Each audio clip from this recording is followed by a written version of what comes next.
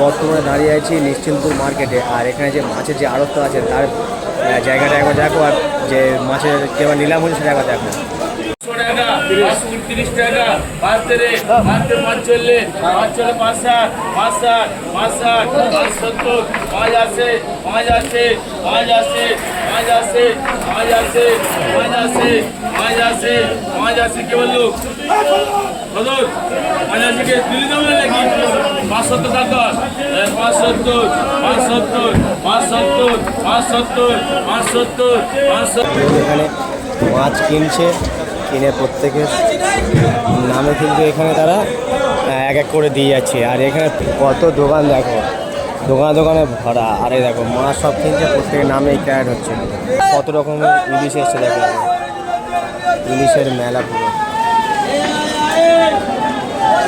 এগুলো সব কিনবে, কিনে সব নিলাম হবে।